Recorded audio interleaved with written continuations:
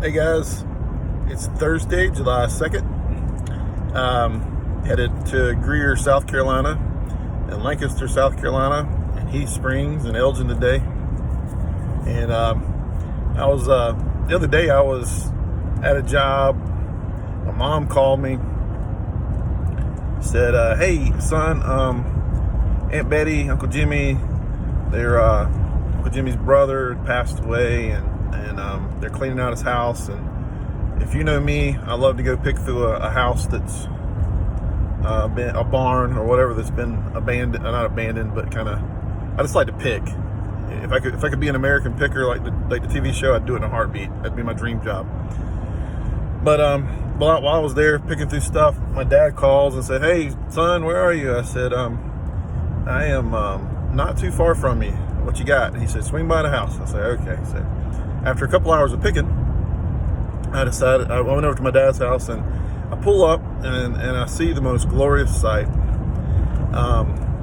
Not my dad, but he had it was my dad underneath the carport, or the little open air carport, and they were surrounded by hundreds and hundreds of ears of corn. It was him, his wife, his sister-in-law, their mama, and she's in her late 90s, and their grandson. And they were all had a different job to do. They all had a different task with all this corn. My dad was cutting the ends off. There was a couple shuckers. There was a couple silkers. So they were all getting this corn ready to freeze or give away or whatever they're going to do. But it was I wish I could show the picture. I don't know how to do all that digital stuff yet, but I snuck a picture of all of them working on that corn.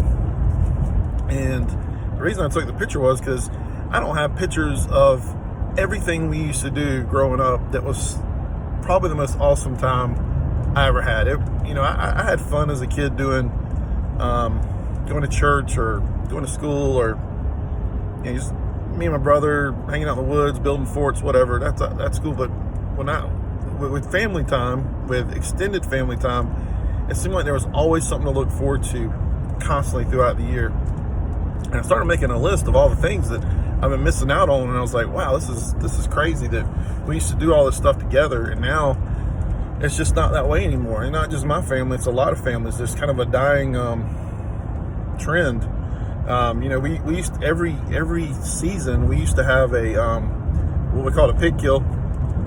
We'd have a couple of hogs, pigs, and we'd kill them. We'd have 8 or 10, 15 people there, and they all had a task. We'd bleed them out, gut them, scorch the hair off of them. You got a sausage room, you got a salt house. You had some that you were getting ready for, that some meat that you're getting ready for that night. We cooked brains and eggs the next morning, or we had we're stringing chitlins, getting ready to freeze them. And there's a lot of stuff went on involved in killing pigs, but it was a day-long process. We all hung out together, we all worked together, and then I started thinking about farming. We had a little farm there. It wasn't a big farm, but people came in from all over, and they took turns hoeing, and they took turns planting and prepping the fields, and then in turn they got a part of what the harvest was. And just seeing people like Boone and Pop Ray and Moot and Eleanor, and there's so many people, besides my family, they came in and helped with this stuff. And then I thought about, just sitting around Aunt May's house and shelling beans or peas, or sitting at Grandma's house shelling something or cutting up something. It seemed like our hands were never idle. I know when we were growing up, my mom stayed at home with us for the most part, short part-time occasionally.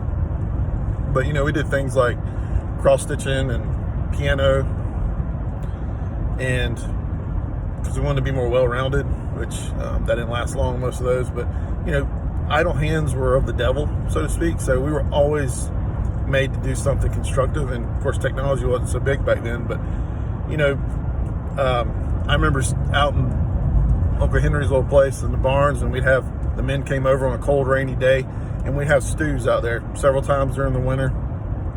Sit around, go to old the old store down at the tracks. Can't even think of his name. It's not Miss Kelly. Miss Kelly, no. Vic Branham store, and they'd be sitting around playing cards. Middle of the day after they got done that morning, kind of break time. They were sitting around playing cards. Even something simple as reunions.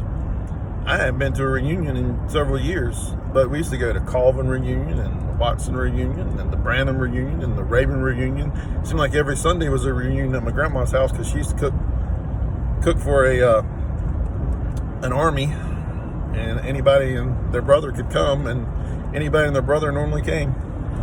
And we even going out and cutting wood seemed like a group effort. We'd send 3 or 4 trucks back in the woods, and you'd fall some trees, and of course we had to haul the logs, and the men got to use the chainsaws.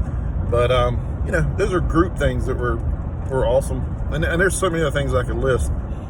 But I think today we've kind of separated ourselves from this bonding, and I think that has a lot to do with the way our relations are. That we depend more on a behind the screen relationship, behind the computer,